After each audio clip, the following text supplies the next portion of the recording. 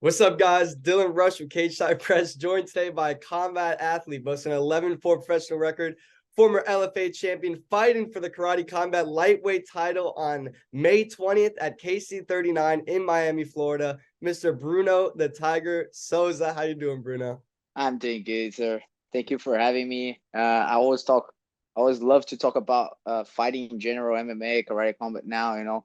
So I've always, if I have the opportunity, I'll be in. Hell yeah. All right. Well, we'll have a bunch of opportunities moving forward. I'm happy to do this first one. I want to ask you first things first. I love your tattoo, man. I think that tattoo right there is pretty cool. How did you get that nickname, the Tiger? Man, the nickname is funny. My nickname was horrible. It was karate. So like, I was like, okay, first of all, I need to change. And the Tigers is I don't know. It's been there forever in my life. It was the for example, me and my dad used to love Rocky, the Rocky movies. We used to watch him. So I have the tiger. He used to yell at it when I was like 7 years old before compete, like, "Hey, I have the tiger." So the tiger's been there. The tiger is also the logo of the Shuriken Karate. So I was like, you know what? I do like the animal. I do have a lot of things that connect. And one day I just decided and just fit in perfect. Makes sense. You see that you got the tiger right here too, right? Yeah, it's because it becomes one thing that people start to like. That's when you know that the business is doing right. When people actually relate you to tiger. For example, this was a gift, so I got a lot of people give me things. Uh, I can show you two right now. It's a tiger, another tiger. So like people just give me things and I'm like, I'm good with it. I love it. Sorry, I dropped something. But I love that, like give me, give me. That's cool. So, were you born and raised in Brazil, or were you? Yeah. I was born and raised in Brazil, Northeast, and I was born in Northeast from Brazil, and I was raised in North, the same city that Lyoto was raised. And when did you move to America for the first time? For the first time, it was in 2017. Of course I came like back and forth 3 times, Mhm. but 2017 was the first time. I moved back and I came back for good in 2019 with the wife and everything set. And you moved to California. It's straight to California. Why California? What made you choose California? Lyoto was here, I came here to train once, and he was living here the second time that in 2017 I was came. He was opening a gym. So I was like, I'm gonna move, I'm gonna have a job, like I will be able to train. So it was an easy choice. It's not that I don't think I'm moving out of here because man, it's just too expensive. But so far so good. Like wife has a job and everything works good for us here. And you think that California has a good combat sports scene? You guys got a lot of guys in the gym and in the area.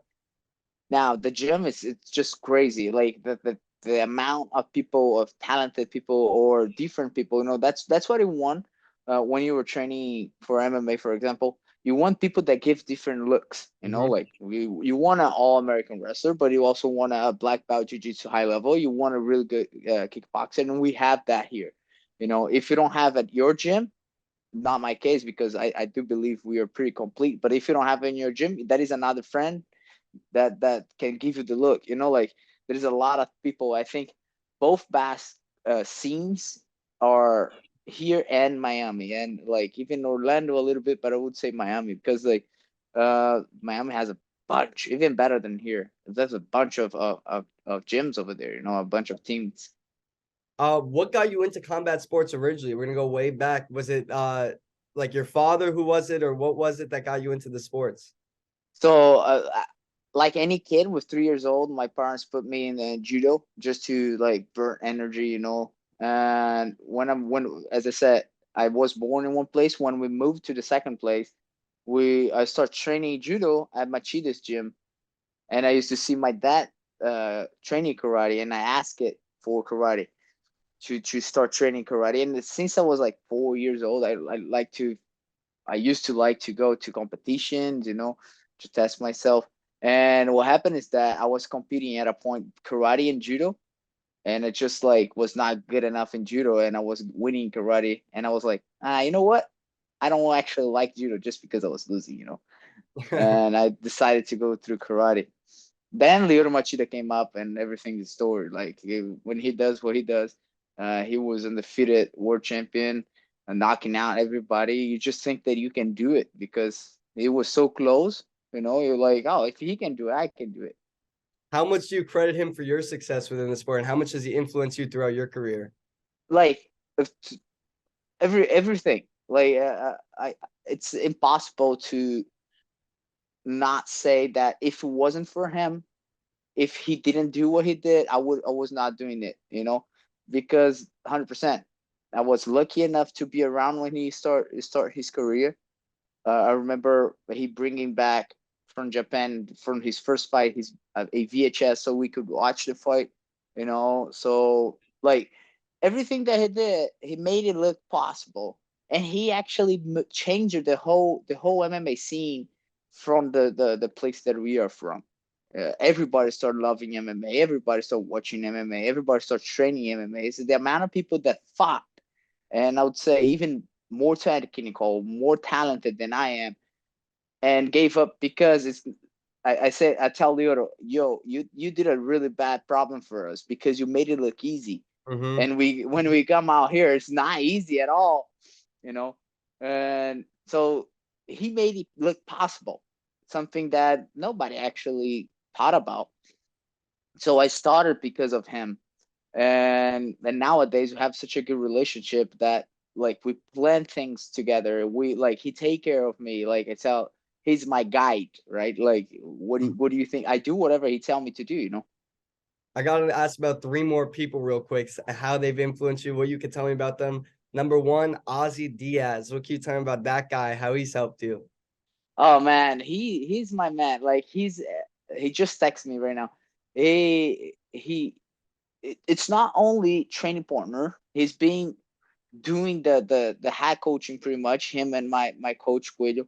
And but the thing is that we family, like it's someone that fight with you. I'm really picky with who walking with me in the corner, because I do believe it doesn't matter if you're good, you're the best coach in the world, but if we don't have a connection, I won't understand what you're telling me to do. Like it can be cold, and we are so close. Every day we motivate each other to push hard. And the guy, it's a phenomenal fighter. I just like he first of all he's 100% finish rate, right? He either knock out, and he has like two losses if I'm not wrong, also because he was looking for the fight. And I do think the future is bright for him. He if he see himself the way that I see him, he gonna be world champion. But he gotta put his mind in place and track it. But we're together, we're a team. Definitely. What about Yoshizo Machida? Is that how you say his name? That's good. That was good. That's the OG. That's the guy. Man, he started like, okay, I said Lyoto started, but he's the one that started before anyone. That's Mm-hmm. Lyoto's dad. I'm grateful to have the opportunity to raise training with him, because Sensei Shinzo was the one that was my first sensei. But after you a certain age, you go train with the old Machida. That's how we call him in Portuguese. And he's amazing, man. Like the way that he looks, not only fight, the way that he looks life. The guy moved from Japan by himself. He been in Japan when he was a kid, when like right after Second World War. So Japan was devastated, and the man built everything. And nowadays, he sit with him, take a beer with him is just the best opportunity that you're gonna have in your life. And then the last one, someone I like in Bellator, Weber Almeida. What can you tell me about So him? he's crazy, man. First He's of all, crazy. The videos no, he makes, do you ever do those videos with him when he does like those crazy videos? Like I the can't. I don't. I'm not. If like I used to say, like if I have to be athletic like that to be a fighter, I would never be a fighter. I cannot backflip, do all of that. But the thing about him is that he's 24/7 happy. First time that I met him, I was like, why this dude is forcing so much to be happy? Like nobody's like that. And then I started to be with him every day, like the whole day, and he's just like that. He's just like a different human being. Like everything that happens on his life, forget, he deserves it. You know, like he works hard, of course. He's a hell of a fighter, really smart, really good training partner. But the other side of him is that he's just a great person, man. Like his heart, like he's literally would give you, let's say, something that he doesn't have just because it's for you, you know. Hmm. So the same thing that I said about Ozzy, I said about Weber. We so close friends. Unfortunately, because of the gym, we kind of ditch. Like whenever he fights, I cannot travel for his fights because I have to cover him. But I wish I could be with him a little bit more in his fight. He usually comes to my fights though. I don't know him personally. Like I've never hung out with him, but he seems just on his social media. He seems happy all the time. Like he seems like that No, type. he is. It's annoying. It's Of... annoying, man. You don't want to be around someone happy like that 24/7, man. Like that is days that I'm just like you're dieting, you have a fight, you're just stressed out, and the guy come with that smile, yelling, and I'm like, dude, just fuck you, man. Like, just get out of here. I don't want to curse. I don't want to be happy right now, you know. But he's amazing. So you said you teach at the gym. I do teach. I do teach. Way less than I used to. Now I teach like one other class just because I really like to teach. But I help Shinzo whenever one instructor is out. I just go there like as a substitute teacher, which is the best job. Is just go there and tell a bunch of things, and you leave. You don't have to deal with that anymore. Uh, but yeah, I still teach. Do you feel like teaching can or does elevate your own skills in your own game? It does make you think, you know. That's why I don't want to stop teaching. Like I still teach. I teach jiu-jitsu too, just one class. I teach karate too, just like a couple classes, because make you think, like make you create methodology, or at least break down things, because a lot of times what I do is things that I'm working to myself, and I teach to other students, because that makes me break down what I'm working to myself. Hmm. And okay, oh, this happened because of this, because of that. I'm like, okay. And then when I explain to someone else, you actually explain it to yourself. You Hmm. know, like when I was teaching footwork the other day, and I start breaking down my own footwork. I'm like, oh, what I do wrong, what I do right. And then you start teaching it. Oh, don't do this because you got caught, because I got caught when I did that. You know, like you start connecting. Definitely helps. Makes sense. So you signed with Karate Combat. Your first fight was against a former lightweight champion, correct? Edgar Scrivers. That was the second fight. Second fight. The That was first just fight was, yeah. It's because the first fight it's not on typology or Tapology. I don't know why they didn't put it in. I think it's because it was the first live show or the second live show. I don't know. But the first fight was against a guy from Kyokushin Karate, Machek. I think he's gonna fight in the same show that I am. Really good. I won by decision. And the second fight was against Scripps. Scripps. Okay. So that one was the first one to go to a six sudden victory round, right? The sixth round. And then so you lost that one, but then the next one you come back, you defeated Bruno Roberto Diaz. I don't know how to say, I don't know how to pronounce his name, It but did good. I did good. Yeah. Okay. Well, did you learn anything from that first loss in Karate Combat? And did you feel more comfortable in that second one? How did the second one go? Oh, Or the third one, the third one, the third one. Yeah, I yeah. got it. I got it. The first one's against Scripps. Karate Combat, there is one rule that it it's interesting, and to say the least, because we have a sudden death round, right? So the ref, they have the option to pick that sudden death round, even though, let's say in MMA, that first round, it's kind of close. One got a takedown, but the other one was better on the striking, but not that better. You know what I mean? And let's say the second and third round are clear for one side and the other side. Uh, the ref has an option to say, "Hey, you know what, that first round was kind of close. Let's see another round that let so whoever wins wins." So that's the Karate Combat rules. That's what I did wrong against Scripps on my second fight. I believe I won the first three rounds, but it was not clear. It was not knockdown. It was just like in the game. I believe I won the first three, and I believe he won the second two, the last 2 rounds. So that my mind was 3-2. I won the fight, but as I said, the ref could peak a 6th round. But then I already slowed down because I thought I was winning. That was my mistake. On Bruno's fight, the third fight, I didn't make that mistake. First round was close. Second round, he actually dropped me. And third round, I went clear. Whenever the third round finished, I run back to my stall because I'm like, I think it's gonna have a fourth round because that's the same situation of my last fight, and that happened. We went to the fourth round and I won the fourth round. So I gotta say I credit my last win for my last loss. I learned exactly the same thing. I just didn't make the same mistake. That makes sense. Wow. Karate combat, you gotta keep up with like the rules. I didn't realize like it's like the ref decides, right? Yeah, and it was good. And it was good on my last fight because the crowd, because the third round finishes so hot, it's so hot, and the crowd was yelling like one more Yeah. round. Yeah. And I was like, yeah, I'm happy with one more round. Like the cardio is gonna be there. Oh yeah, bro. That's awesome. That's cool.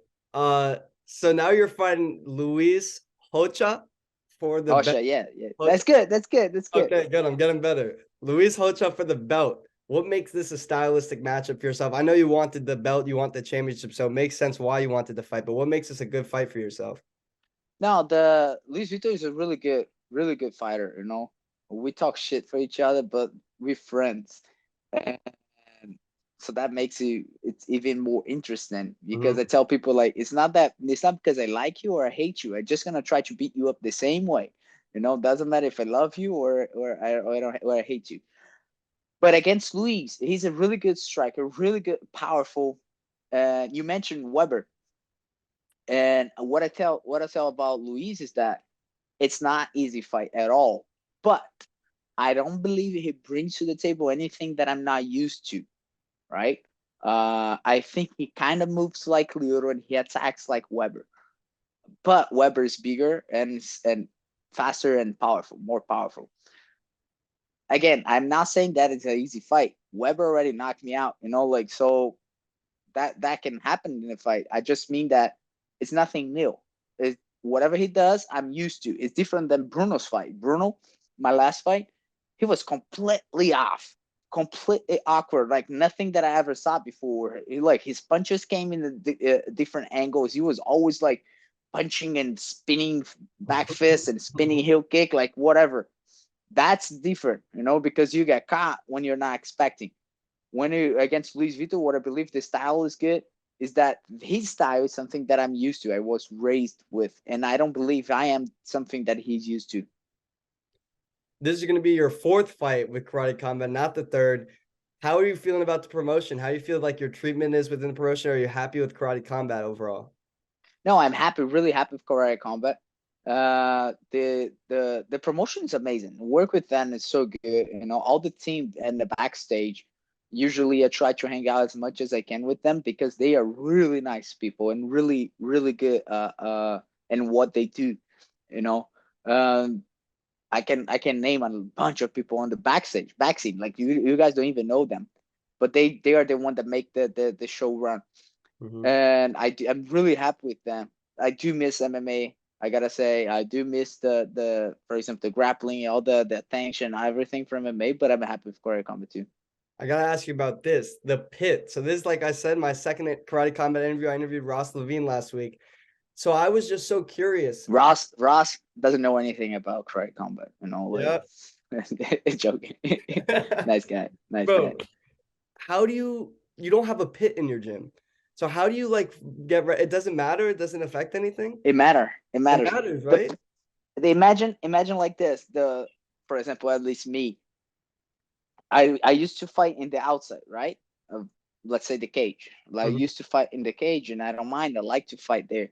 And a lot of times you kind of bump your back to the cage, just because you move back, you bump your back, you come back. You don't have that in choreography. If you try to do that, you're gonna fall. Yeah. So you pretty much, I gotta say, you pretty much gotta train without any wall at first to get Okay. used to. but it's still hard because you still have a limited area to run. So it's awkward. It's awkward. But a fight, it's a fight. When you get in there, I don't see. I see that it's like 10-20% like that makes different. The rest 80% is a fight. So the way that I train for it, I've trained for a karate combat fight. It's just that I train like I'm going to fight MMA, but with a striker. That's how I found myself. I simplify everything because I was already used to the MMA. So I'm like, you know what? I'm gonna fight MMA to fight a striker, and that's it. So you mentioned missing MMA. I know you're happy with Karate Combat. You're fully focused on this fight in a couple weeks, but do you see yourself maybe going back there at some point in the future, maybe down the line, or maybe bare knuckle fighting? Because I saw No bare knuckle, no bare not knuckle. at all. No bare knuckle. Bare knuckle is crazy. I never watched one single fight. Like I'm not that type of crazy for fighting. I don't actually. I like to watch the real football, soccer, but Mhm. football, Yeah.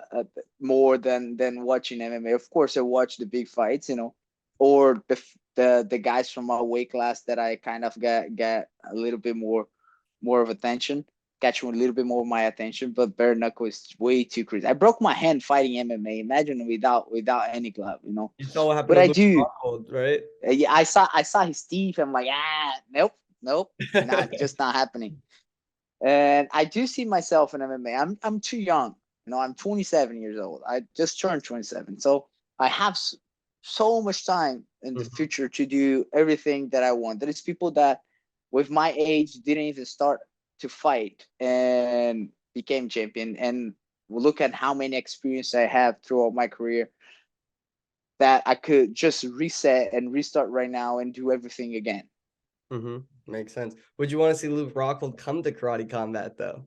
Yeah, I think so too, bro. That would be Against Lyoto against Leo. rematch. Yo, that Because would be dope. That would be dope. when I saw Adam tweet or something, because Luke Rockhold was like, "I'm Mhm. not done, but I see myself in gloves." And Adam said, "I give you the gloves." That's the first fight that I thought about, like, him against Lyoto. But I don't believe, like, it's just those guys. I do understand Adam doing his job, and he's really good in what he does, but they are just too crazy expensive. I think, like it's another level of paycheck. And it should be like Lyoto, Luke Rocco, GSP. They are in another level. We're Mhm. not talking about average fighters. They already conquered everything. For them to come back to train, you gotta worth it. So they gotta charge it. Makes sense. Makes sense. I wanted to ask you, this is a random ass question, but I see my friend out here, and I'm in Arizona, right? My friend Ben Davis, he always comments on all your photos. Have you guys done an interview together? With that, I don't think he got time to post. I did before my last fight. We did in the fight day, which we were scheduled to do the fight before the day before, Mhm. but it just got too late. I was like, guys, I gotta go sleep. Then we recorded fight day, but I think he didn't got time to edit and do everything in post. Mhm. But he's a friend, man. He's so cool. We hang out every time. We were able to hang out a little bit in December that I didn't fight, so we sit a little bit and talk. And we talk to my last fight. Probably he's gonna be there May 20th too, and I hope to do a better interview with him. Yep. Maybe we'll do another interview, maybe the day before the fight or something if I'm there. I got a speed round for you. You ready for the speed round? Just a couple questions. If I understand, yes, Who, Joe. who's your favorite fighter growing up? Lyoto, that's easy. Other than Lyoto, who's a fighter you look to emulate in your own fight? GSP. You Now emulate. Okay, that's emulate. different. That's Yeah. that's that's Max Holloway. Max Holloway? That's dope, It's bro. just That's too good. dope. It's just too good, man. What's your favorite, even though you're in karate combat, what's your favorite submission to practice? Favorite submission. Let's go with a Dars Doris? choke Okay. Who's your favorite person to spar? to spar. Mhm. Definitely not Weber. No, it's just too strong, man. This is spar him. You gotta be with a fighting attention. You cannot just hang out. Mhm. Favorite person to spar. I do like my sparring was with Ozzy Yeah. because put aside every technique you can imagine. We just go out there and beat each other up. And he's heavier. so I don't feel bad throwing hard at him, and he definitely doesn't feel bad throwing hard at me. So it's cool. It's cool. It's like pride style. We Yep. just go out there and beat each other.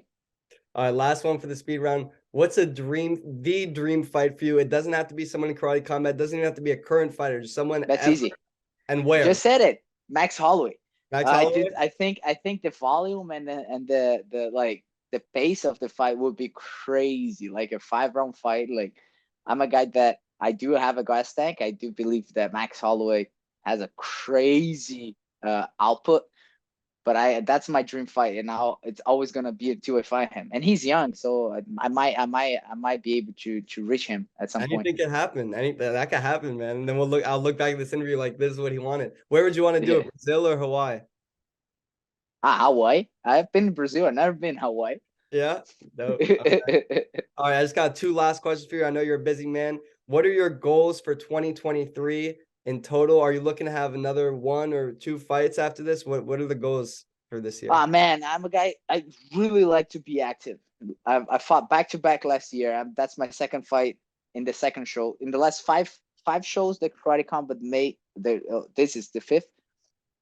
I fought in four.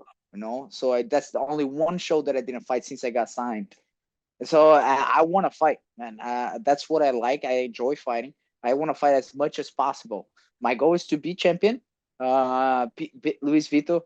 If you want to rematch right away, we rematch. If you want to take a break, I'll fight someone else. So even go down weight class if I have to, just to keep active. Because that's something that I really like. I enjoy fighting. It's stressful right now. My body's stressed because back to back fights, back to back camps. I'm in camp since in January, so my body's feelings. We are trying to recover a little bit, but I just want to fight, man. Just give me someone, and I'm gonna go out there. Oh yeah. What does Bruno the Tiger Souza want to be remembered for most above all else? When it's all said and done, fighting, training, karate, anything, what do you want to be remembered for? Man, I'm a guy that like to change the environment because like I'm fun. I'm happy and try to be as happy as possible. Not as Weber. That's that It's psychological different. problem right That's there for different. him. But I like to get to a place and people are like, oh, that guy is cool. Like that guy, it's a nice guy. That's what I would like to be remembered on my personal life. But on my career, I like to shoot to the moon. Like because I want to be the greatest karate guy ever to step in the combat sport. And to be there, I know I have to be fighting with Lyoto GSP. So I know that if I be on that talk, at least it's because my career was a huge success.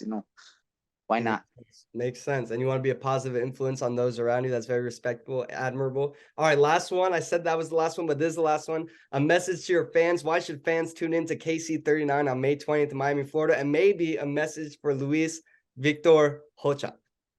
I don't have to tell a message to Luis Vito. He's a chihuahua. He talks a lot. It's small. Like I gotta bring his leash. And I don't even know the name in English, but the thing that this doesn't bite because Chihuahua, they like The to bite muzzle, you. muzzle. Yeah, yeah, yeah. But like it doesn't even hurt. That's him. So I don't need to talk to him. My fans, you guys just gotta like I have 3 fights in KC, 2 fights of the night, and my first fight I do believe was a performance of the night, but I got it. There was other really nice fights, but 2 fight of the night.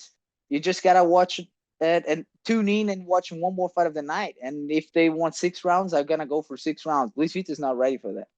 Oh yeah, man. Good mentality. KC39 on May 20th, Miami, Florida. Bruno Souza going for the championship belt. Tune in. Thank you, brother, for the time. I appreciate it. Thank you very much. Thank you for having me. Of course, man. Be good, bro.